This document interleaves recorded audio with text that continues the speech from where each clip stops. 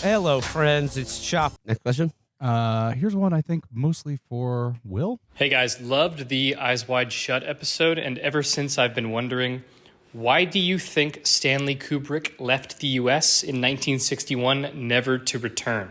It's one of the great film mysteries, and I know you're all film heads. Thank you. Okay, good. Thanks for the question. Of what I've read, I mean, like, I'm not speculating on this. This is just what I've read, because I remember in college I wrote a paper on Dr. Strangelove. What I read is that the copious research he did into the logic of mutually assured destruction and like sort of a nuclear brinksmanship during the Cold War in preparation for making this movie freaked him out so much that he never went to America again. He also hated flying. But yes, Dr. Strange, he left America and never returned in 1961. I can only tell you what I've read, and it's that his research in the course of Dr. Strangelove freaked him the fuck out. What, he thought England was going to be okay if there was a nuclear war? It doesn't quite make sense. They'd be the first to go. They would be the first to go. All right, next one. I think this one's more for Matt. Hi, this is Ben in Portugal. Not long ago, I heard Matt refer to the British victory at Trafalgar as one of history's greatest L's. I'm interested to know, what other historical events that are publicly seen as W's are secretly L's, in your opinions? Thanks, guys. Literally everything that your people celebrate. Every single milestone in English history where they've won something was civilizational and species L, because you're the reptilian demon archons of Earth. That's the answer. Winning World War I in L for humanity. That's true. And who did that? Fucking limeys. Yeah. Good job. Yeah. The Kaiser was a gentleman. we were so close to just having all the fucking Croatian, Slovakia, Czechia. They were all one place. We didn't have to learn the difference. And suddenly there are 70 places like that, and they all hate each other. Felix, you've been expressing your fondness for the Austro-Hungarian Empire recently. It was great. They had one of the only hot women in that period of time. Her nickname was Cece. She was known as Empress Elizabeth, and she had a body that was insane. Empress Elizabeth made Franz Joseph a member of the Dead Wife Club, but he didn't kill her. She was killed by the most evil force in history, an anarchist. He saw this smoking hot woman and was like, I have to kill her. Her body's too good. Her dumbass fucking assistant took the file that he stabbed her with out of her corset. If she kept it in, she'd be alive. Oh, the corset would have held everything together. Yeah, the corset was holding everything together. She could have lived. She could have passed down her secrets of her fucking ridiculous body. And there could have been hot women for everyone. Everyone could have learned her secrets. But no, that guy fucked it up for everyone. And then we had World War I because of the hot chick deficit in Europe. That was it. No one had anything to look forward to. No one had anything to be happy about. They had one hot woman for the entire continent, and this fucking idiot killed her. That's the biggest L in history, is the assassination of Cece, the most beautiful woman of all time. The biggest loss for humanity. All right, next question. This is from Dara B. Hey guys. So my question is, do you think Elden Ring was a step back for the FromSoft formula? The open world reduces the opportunities for From's trademark encounter design, as well as necessitating reuse of dungeons and boss content, which dilutes its impact. This is a question for Matt. Matt, take it away. Yeah. Yes, absolutely. 100%. Could I get subtitles for that? I heard dungeons, and it sounds like something I could answer, but they reuse dungeons. He says that the use of like boss fights and dungeons in Elden Ring is repetitive, and like the open world format takes away from the essential encounter design of FromSoft's games like Bloodborne or Dark Souls. No, I completely agree with that. I think it is better to have a smaller world that is interconnected by shortcuts and things like that. That's a more interesting design to me. I think Elden Ring was incredibly ambitious and an amazing game, best game that came out last year, the best game in a while.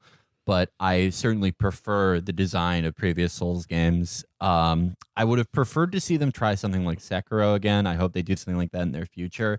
And yes, I did find the repetition of bosses kind of tiring at some point. Great. I agree. All right, here we go. This is from Sam. Hello, Chapo Trap House. My name is Sam, and I was just curious. Do you guys believe in aliens? Do you believe they've ever been to Earth? Do you have an explanation for the Fermi paradox that you like? I'm a big fan. Thanks for taking questions. I like this is an interesting question to me because to me, does intelligent life exist elsewhere in the universe, or like are aliens real? Have they interacted with humanity? Have they visited Earth? Have they transcended the great distances of the abyss of space to interact with our civilization in some way that we're not aware of, or 2001 style jump started our evolution into conscious, self-aware beings?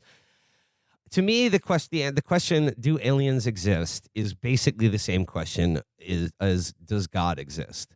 And I have to take a kind of like agnostic position on it, because I think it's like, look, if you think about the sheer size of the universe, it would be like, when you're playing a game of dice on a board that big on a scale of time as vast as the universe, you're going to roll the same number in a row a billion times straight, which would imply that there is not just intelligent life in the universe or even our galaxy, but probably millions or billions of intelligent species and civilizations, but that the sheer distance between them is so great that the possibility of contact between them is essentially impossible, given what we know of technology. And you could always say, well, then, like, it's always theoretically possible that an alien civilization could have solved that problem. I mean, it's similar to the question of does God exist or does God not exist. I think both answers to that question, yes, aliens exist, and no, they don't, are equally terrifying.